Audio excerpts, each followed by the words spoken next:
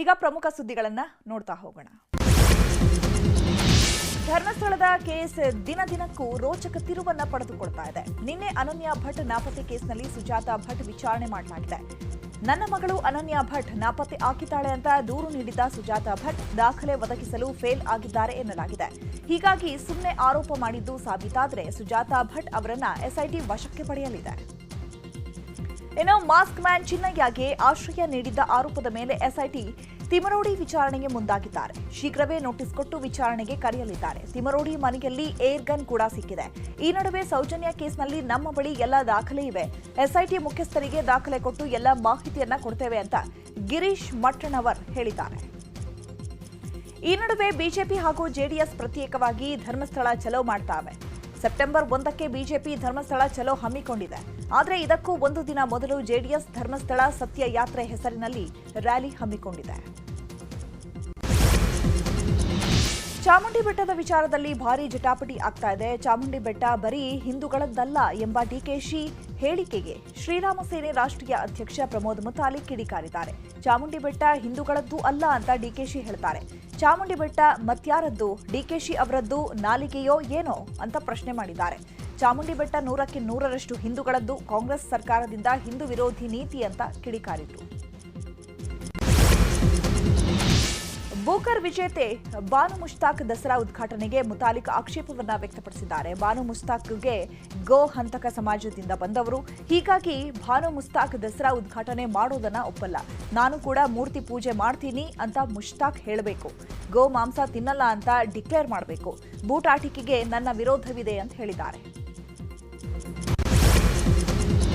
ರಾಜ್ಯ ರಾಜಕೀಯದಲ್ಲಿ ದಸರಾ ಉದ್ಘಾಟನೆ ಸಮರ ಜೋರಾಗಿದೆ. ಬೂಕರ್ ವಿಜೇತೆ ಬಾನು ಮುಸ್ತಾಕ್ ಆಯ್ಕೆಗೆ ಬಿಜೆಪಿ ಆಕ್ಷೇಪ ವ್ಯಕ್ತಪಡಿಸಿದೆ. ಈ ಬಗ್ಗೆ ಸಾಮಾಜಿಕ ಜಾಲತಾಣದಲ್ಲಿ ಆಕ್ರೋಶ ವ್ಯಕ್ತಪಡಿಸಿರುವ ಸಚಿವ ಎಚ್ಸಿ ಮಹದೇವಪ್ಪ, ದಸರಾ ಹಬ್ಬದಲ್ಲೂ ಧಾರ್ಮಿಕ ವಿಷ ಬೀಜ ಬಿತ್ತುವ ಕೆಲಸವನ್ನ ಬಿಜೆಪಿ ಮಾಡ್ತಾ ಇದೆ ಅಂತ ಆರೋಪಿಸಿದ್ದಾರೆ. ದಸರಾಗೆ ದೊಡ್ಡ ಪರಂಪರೆ ಇದೆ. ಚುನಾವಣೆ ದೃಷ್ಟಿಯಿಂದ ಕೋಮು ರಾಜಕಾರಣ ಮಾಡಲಾಗ್ತಾ ಇದೆ. ಕೋಮುವಾದಿ ಬಿಜೆಪಿಗೆ ಜನರು ಛೀಮಾರಿ ಹಾಕುವ ಸಂದರ್ಭ ಬರುತ್ತೆ ಅಂತ ಹೇಳಿದರು. ಭಾರತದಲ್ಲಿ ಕುಟುಂಬಗಳು 3 ಮಕ್ಕಳನ್ನ ಹೊಂದಬೇಕು ಅಂತ ಆರ್ಎಸ್ಎಸ್ ಮುಖ್ಯಸ್ಥ ಮೋಹನ್ ಭಾಗವತ್ ಹೇಳಿದ್ದಾರೆ. ದೆಹಲಿಯಲ್ಲಿ ನಡೆದ 3 ದಿನಗಳ ಆರ್ಎಸ್ಎಸ್ ಶತಮಾನೋತ್ಸವ ಕಾರ್ಯಕ್ರಮದಲ್ಲಿ ಈ ಬಗ್ಗೆ ಅಭಿಪ್ರಾಯ ವ್ಯಕ್ತಪಡಿಸಿದರು. ಅಲ್ಲದೆ ಸಂಘರ್ಷ ತಪ್ಪಿಸಲು ಹಿಂದೂ ಮತ್ತು ಮುಸ್ಲಿಮರ ಮಧ್ಯೆ ವಿಶ್ವಾಸ, ಸಹಬಾಳ್ವೆ ಅಗತ್ಯ ಇದೆ ಅಂತ ಹೇಳಿದರು.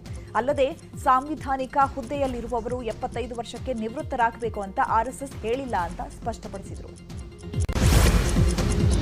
ಹುಬ್ಬಳ್ಳಿಯ ಈದ್ಗಾ ಮೈದಾನದಲ್ಲಿ ಗಣೇಶೋತ್ಸವ ಸಂಭ್ರಮ ಮನೆ ಮಾಡಿದೆ. ನಿನ್ನೆ 2ನೇ ದಿನ ವಿವಿಧ ಕಾರ್ಯಕ್ರಮ ನಡೆಯಿತು. ಆರ್ಎಸ್ಎಸ್ನಿಂದ ಘೋಷವಾಕ್ಯ ಸಮರ್ಪಣೆ ಮಾಡಲಾಯಿತು. ವಾರಣಾಸಿ ಮಾದರಿಯಲ್ಲಿ ಗಂಗಾರತಿ ಬೆಳಗಿದ್ದಾರೆ ಭಕ್ತರು. ವಿವಿಧ ಧಾರ್ಮಿಕ ವಿಧಿವಿಧಾನ ಪೂರೈಸಿದ ಭಕ್ತ ಮಂಡಳಿ. ಕರ್ಪೂರದ ಆರತಿ, ಧೂಪ, ಗಂಗಾ ಆರತಿ ಬೆಳಗಿ ಇಷ್ಟಾರ್ಥ ಸಿದ್ಧಿಗೆ ಪ್ರಾರ್ಥನೆ ಮಾಡಲಾಗಿದೆ. ಇವತ್ತು ಗಣೇಶ ಮೂರ್ತಿಯ ವಿಸರ್ಜನೆ ನೆರವೇರಲಿದೆ.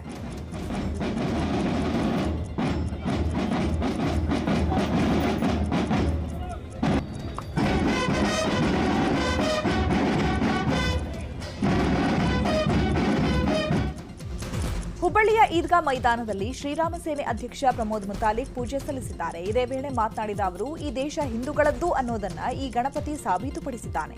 ಈ ಗಣೇಶನಿಗೆ ಸರ್ಕಾರ ಕಂಡೀಷನ್ ಹಾಕುವುದು ಸರಿಯಲ್ಲ ಅಂತ ವಾಗ್ದಾಳಿ ನಡೆಸಿದರು. ದಾವಣಗೆರೆಯ ಮಟ್ಟಿಕಲ್ನಲ್ಲಿ ಆಕ್ಷೇಪಾರ್ಹ ಫ್ಲೆಕ್ಸ್ ತೆರವುಗೊಳಿಸಲು ಪೊಲೀಸರು ಮುಂದಾದಾಗ ದೊಡ್ಡ ಗಲಾಟೆಯಾಗಿದೆ. 100 ಸಂಖ್ಯೆಯಲ್ಲಿ ಜಮಾಯಿಸಿದ ಮುಸ್ಲಿಂ ಯುವಕರು ಫ್ಲೆಕ್ಸ್ ತೆರವು ಮಾಡಲು ಬಿಡಲ್ಲ ಅಂತ ಅಡ್ಡಿಪಡಿಸಿದರು. ಛತ್ರಪತಿ ಶಿವಾಜಿ, ಅಫ್ಸಲ್ ಖಾನ್ನನ್ನ ಕೊಲ್ಲುವ ಫ್ಲೆಕ್ಸ್ ತೆರವುಗೊಳಿಸಲು ಬಿಡಲಿಲ್ಲ. ಪೊಲೀಸರು ಹಾಗೂ ಯುವಕರ ಮಧ್ಯೆ ತಳ್ಳಾಟ, ನೂಕಾಟ ನಡೆದಿದೆ. ಪೊಲೀಸರಿಗೆ ಫ್ಲೆಕ್ಸ್ ತೆರವು ಮಾಡಲು ಆಗಿಲ್ಲ.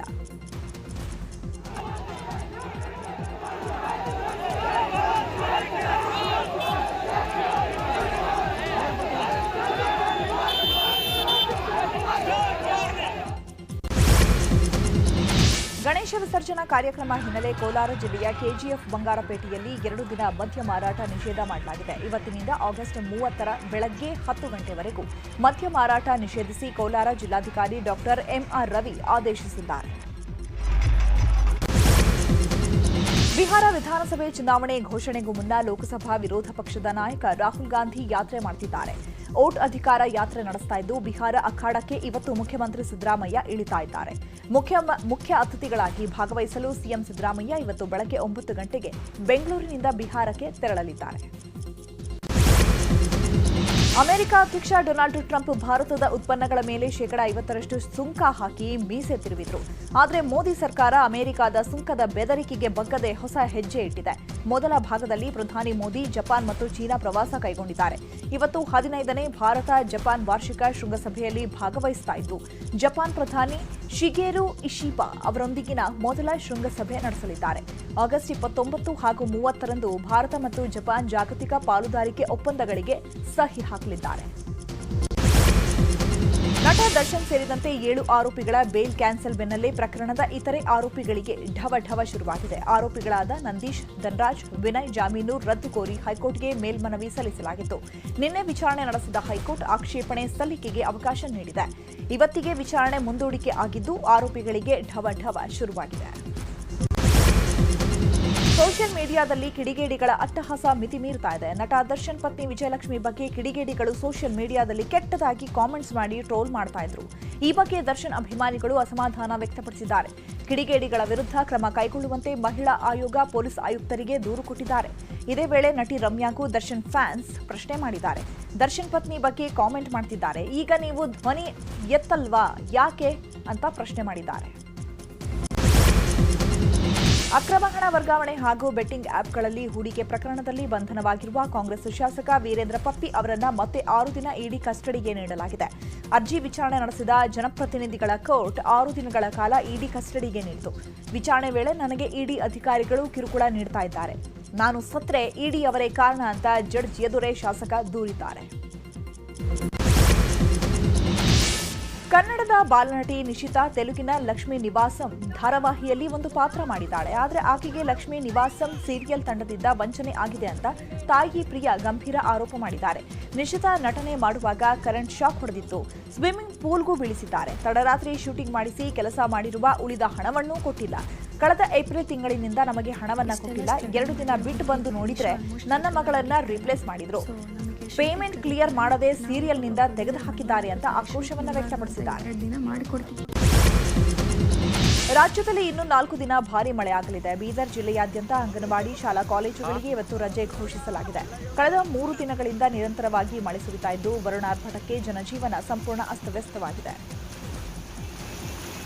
ಬೀದರ್ ಜಿಲ್ಲೆಯಲ್ಲಿ ಭಾರೀ ಮಳೆಯಾಗಿದೆ. ವರುಣಾರ್ಭಟಕ್ಕೆ ಭಾಲ್ಕಿ ತಾಲೂಕಿನ ನಿಟ್ಟೂರು ಗ್ರಾಮದ ನದಿಯ ದಡದಲ್ಲಿರುವ ಶಿವನ ದೇಗುಲ ಸಂಪೂರ್ಣ ಮುಳುಗಡೆಯಾಗಿದೆ. ಇನ್ನೊಂದು ಕಡೆ ಇಂಚೂರ ಸೇತುವೆ ಮುಳುಗಡೆ ಆಗಿದ್ದು ಸೇತುವೆ ಮೇಲೆ ಯುವಕರು ಹುಚ್ಚಾಟ ಮಾಡ್ತಾ ಇದ್ದಾರೆ. ಎಲ್ಲೆಡೆ ಸಂಚಾರ ಸ್ಥಗಿತ ಆಗಿರೋದ್ರಿಂದ ಸಾರ್ವಜನಿಕರು ಪರದಾಟ ನಡೆಸ್ತಾ ಇದ್ದಾರೆ.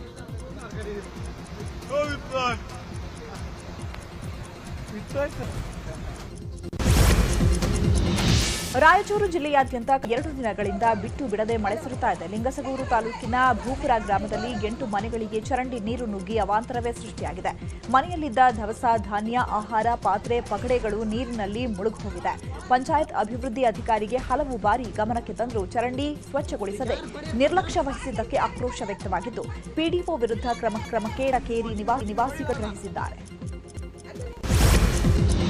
ದಕ್ಷಿಣ ಕನ್ನಡ ಜಿಲ್ಲೆಯಲ್ಲಿ ಭಾರೀ ಮಳೆ ಬೀಳ್ತಾ ಇರುವ ಹಿನ್ನೆಲೆ ಇವತ್ತು ಶಾಲಾ ಕಾಲೇಜುಗಳಿಗೆ ರಜೆ ಘೋಷಿಸಲಾಗಿದೆ. ಅಂಗನದಿಂದ ದ್ವಿತೀಯ ಪಿಯುಸಿವರೆಗೆ ರಜೆ ಘೋಷಿಸಿ ಜಿಲ್ಲಾಧಿಕಾರಿ ಆದೇಶ ಹೊರಡಿಸಿದ್ದಾರೆ.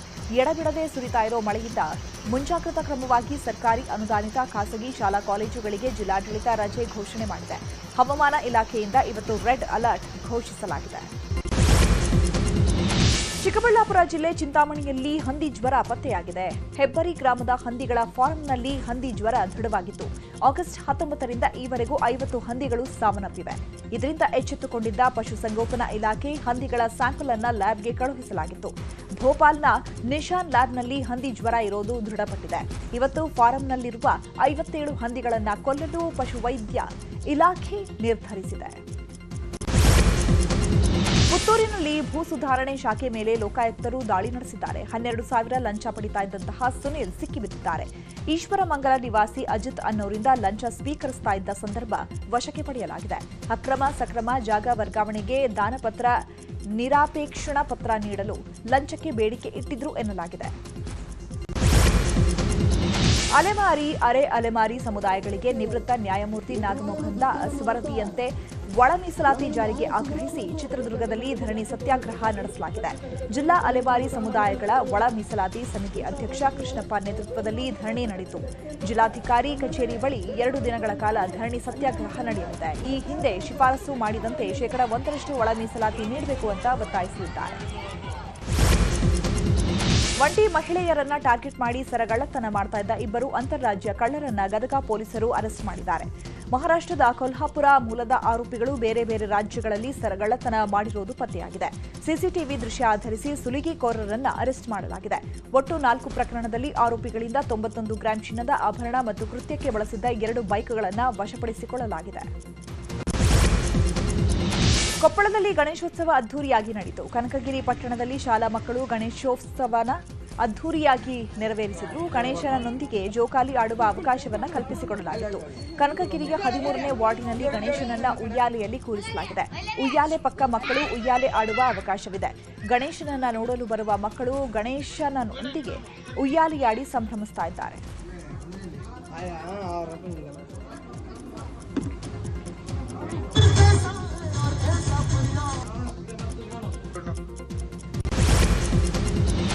ಕೋಲಾರದಲ್ಲಿ ಕಾರು ಗಾಜು ಬಡೆದು 15 ಲಕ್ಷ ದರೋಡೆ ಮಾಡಿದ ಪ್ರಕರಣಕ್ಕೆ ಟ್ವಿಸ್ಟ್ ಸಿಕ್ಕಿದೆ. ಆಗಸ್ಟ್ 25ರಂದು ಕೋಲಾರ ಮೂಲದ ಲಿಂಗರಾಜು ಅನ್ನೋರ ಕಾರಿನಲ್ಲಿ ಇದ್ದ 15 ಲಕ್ಷ ಕಳುವಾಗಿತ್ತು. ಕಾರು ಪಕ್ಕಕ್ಕೆ ನಿಲ್ಲಿಸಿದ್ದಾಗ ಬೈಕ್ನಲ್ಲಿ ಬಂದಿದ್ದ ಇಬ್ಬರು ಕಾರ್ ಗಾಜನ್ನು ಒಡೆದು 15 ಲಕ್ಷ ಹಣ ದೋಚಿದ್ರು ಅಂತ ದೂರಿನಲ್ಲಿ ಉಲ್ಲೇಖಿಸಿದ್ರು. ತನಿಖೆಯಲ್ಲಿ ಅಸಲಿ ಸತ್ಯ ಬೆಳಕಿಗೆ ಬಂದಿದೆ. ಸಾಲಗಾರರ ಕಾಟಕ್ಕೆ ಹೆದರಿ ದರೋಡೆ ನಾಟಕ ಆಡಿರೋದು ಗೊತ್ತಾಗಿದೆ. ಸುಳ್ಳು ಕೇಸ್ ಹಾಕಿ ಪೊಲೀಸರ ದಾರಿ ತಪ್ಪಿಸಿದ ಲಿಂಗರಾಜು ವಿರುದ್ಧ ಶ್ರೀನಿವಾಸಪುರ ಪೊಲೀಸ್ ಠಾಣೆಯಲ್ಲಿ ಕೇಸ್ ದಾಖಲಾಗಿದೆ. ಬೆಂಗಳೂರು ದಕ್ಷಿಣ ಜಿಲ್ಲೆಯ ಮಾಗಡಿಯ ಕೋಟೆ ಮೈದಾನದಲ್ಲಿ ವಿವಿಧ ಅಭಿವೃದ್ಧಿ ಕಾರ್ಯಕ್ಕೆ ಶಂಕುಸ್ಥಾಪನೆ ನೆರವೇರಲಿದೆ. ಶಾಸಕ ಎಚ್ಸಿ ಬಾಲಕೃಷ್ಣ ನೇತೃತ್ವದಲ್ಲಿ ಸಮಾವೇಶ ನಡೆಯಲಿದ್ದು ಕೋಟೆ ಮೈದಾನದಲ್ಲಿ ಬೃಹತ್ ವೇದಿಕೆ ಹಾಕಲಾಗಿದೆ.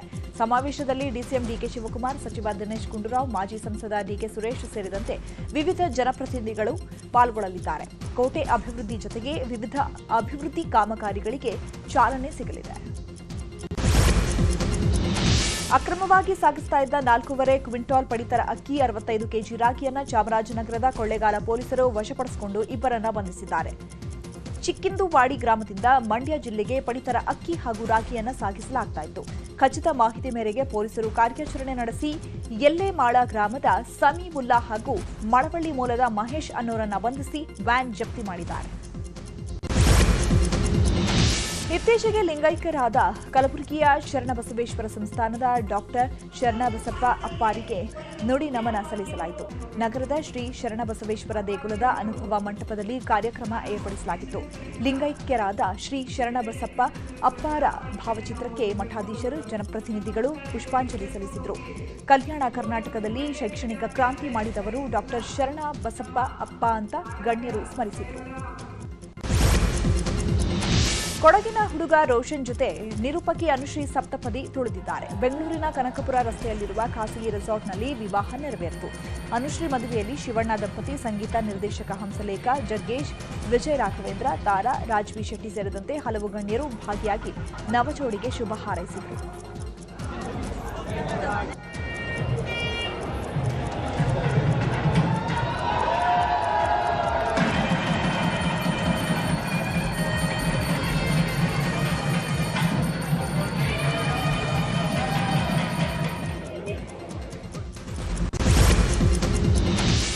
ಶನಿವಾರ, ಶುಕ್ರವಾರ ಇವತ್ತು 7